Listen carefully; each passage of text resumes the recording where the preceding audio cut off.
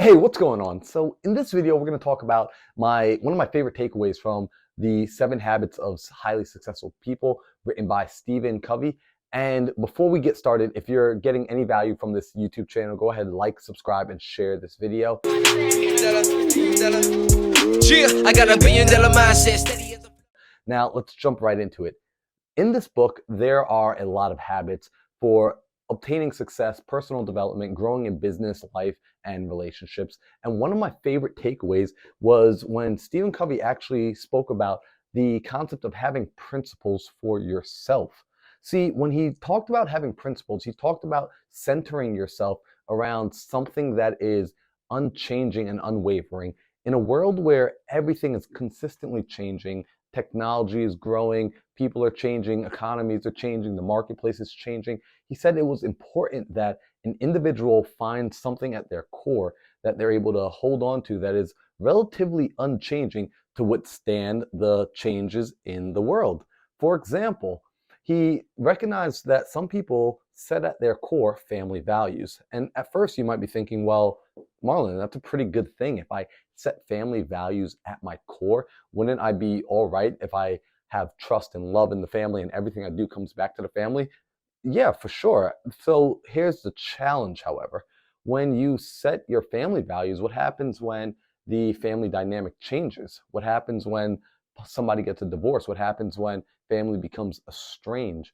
This is what he recognized, that the individuals who used their family as their core values, they were in a place for loss when 20 years down the road, 30 years down the road, the family dynamic changes. Maybe a matriarch or a patriarch passes away. Maybe a brother or a sister become bitter at one another. Maybe there's drug use, maybe there's betrayal, maybe there's a secret that comes up and it shifts the entire foundation. Now, if this were my foundation, my family were my foundation, and it gets shifted, everything that I built the rest of my life on now also gets shifted. Some people use, for example, their performance in work or sport or athletics as their foundation. As long as I show up and I work my butt off and I perform, that's going to define my identity. That's going to define who I am, and I can build from there. Again, you might be thinking, Marlon, what's the issue with somebody using their performance? If they're going to show up, they're going to work their guts out and perform, why wouldn't they use that as their core, at their core value, to then build the rest of their life? Here's the problem. As they naturally get older, their ability to perform is going to change. So they're not going to be able to perform like they were when they were 17 or when they were 27 or when they were 37, when they're in their 40s, 50s, and 60s. So now, again, their foundation, their core is shifting. And when the core shifts, and when any good foundation begins to shift, the things on top of it begin to rock. So it's important that we start to look at, well, what can an individual base their core values, their core identity, if you will, on, so that they can withstand an already changing world. This is where Stephen spoke about having principles. See, when we have principles, we're able to set these principles in our life so that they, for the most part, will outlive us. Principles that are well set and well placed are not changed very often, if ever.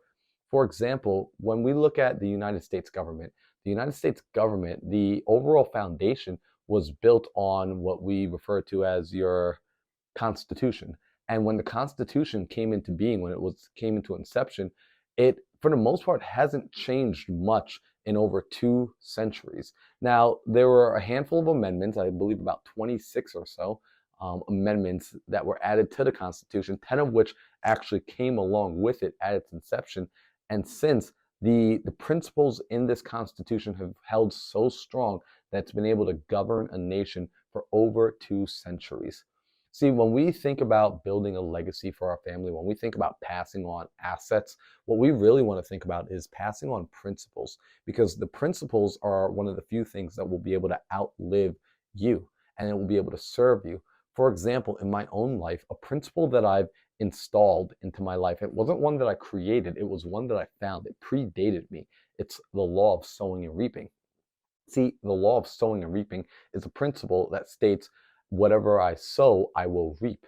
And in other words, whatever I'm reaping is simply in the past what I have sown. My results today are a direct result of my past behavior, my past actions. So if I live by this principle and I'm very aware of this when I consciously wake up, I recognize that today is an opportunity to sow a new seed. Creating this content is an opportunity for me to sow this seed. I'm filming this today knowing that there will be a harvest to reap way out in the future. So it's a principle I'm able to base my life on. I'm able to set as an unchanging foundation that can withstand a changing world, that can withstand the test of time. So for you, I want to challenge you to sit down and really think about what are your core principles, not just your business's core values, but what are your personal principles that you want to base your life around, that you can pass on to your kids, that you can pass on to your community, that you can pass on into your business and your dealings with others. Take time to think about that. In fact, I want you to comment in the section below some of your favorite core principles, because just like my law of sowing and reaping, I didn't come up with that. I learned that. So start to share your principles. And as you see principles in the comments that you like, start to take some of the ones that you're thinking could apply to you and your situation and your family that will benefit your ultimate growth, and apply them into your life. They don't need to be made up from scratch. They just need to be things that you want to implement going forward. So I hope you enjoyed this video. If you did, go ahead and click the subscribe button, click the like, and turn on the notification so you know when the next video is coming up. And I want you to be on the lookout for the podcast episodes that drop from Into the Mind, the episodes that I do with 7, 8, 9, and 10-figure earners, where we really dive deep into some of the principles that they've installed in their life to get to the areas that they've grown to. So I appreciate you guys. I'll see you later.